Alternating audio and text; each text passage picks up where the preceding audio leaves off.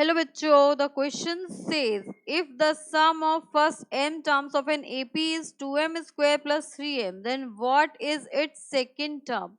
यहाँ पे हमें क्वेश्चन में ये बोला जा रहा है कि किसी AP के m टर्म्स का सम गिवन है हमें 2m स्क्वायर प्लस 3m, उस AP का सेकेंड टर्म क्या होगा।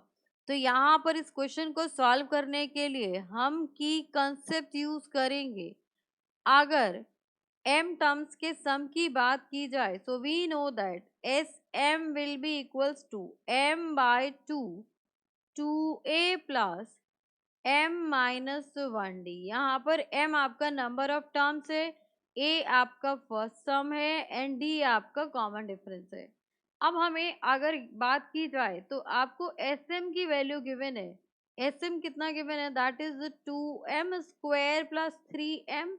अब यहाँ पर हम देख सकते हैं कि अगर मैं m को 1 पुट कर दूं तो s 1 हो जाएगा आपके पास, यानी कि फर्स्ट टर्म का सम हो जाएगा which will be equals to 2 into यहाँ पर आपके पास 1 का स्क्वायर प्लस 3 इंटू यहाँ पर आपके पास 1 आ जाएगा। अब ये हो गया आपके पास 2 प्लस 3 दैट विल बी 5। तो यहाँ से फर्स्ट टर्म आपके पास 5 आ गई। अब अगर हम बात करें m की वैल्यू 2 पुट कर दे so for m equals to 2, यहाँ पर हो जाएगा आपके पास s2 जो कि आपका a1 प्लस a2 होगा, first term plus second term का सम हो जाएगा।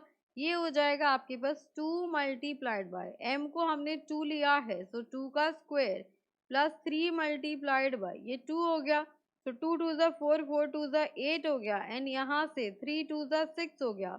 तो हम बात कर ले तो a1 प्लस a2 की वैल्यू आ जाएगी यहाँ से 14 आ जाएगी। अब देखिए हमें पता है कि अगर आपके टर्म्स एपी में है तो फर्स्ट टर्म ए होता है, सेकेंड टर्म ए प्लस डी होता है, थर्ड टर्म आपके पास ए प्लस 2d होता है एंड सो ऑन। तो यहाँ से हम कह सकते हैं कि a2 जो होगा आपका वो आपका a1 प्लस डी हो जाएगा। अब यहाँ से पहले हमें डी फाइंड आउट करना होगा बिकॉज हमें यहाँ पर किसकी वैल्यू चाहिए, हमें यहाँ पर सेकेंड टर्म की ही वैल्यू चाहिए। तो हमें यहाँ डी की वैल्यू फाइंड आउट करने की ज़रूरत नहीं है, यहाँ से हम निकाल सकते हैं कि आपके पास दोनों का सम गिवन है हमें। तो दोनों का सम गिवन है a1 plus a2 which is equals to 14 and a1 हमें ऑलरेडी पता है कि ये 5 हो जाएगा। So a2 will be equals to 14 minus 5। तो यहाँ से हम a2 की वैल्यू कह सकते हैं कि 9 है और यही फाइंड आउट करना था what is the second term. So for this question second term of the AP will be 9. Hope you understood it very well. Thank you so much. Best of luck.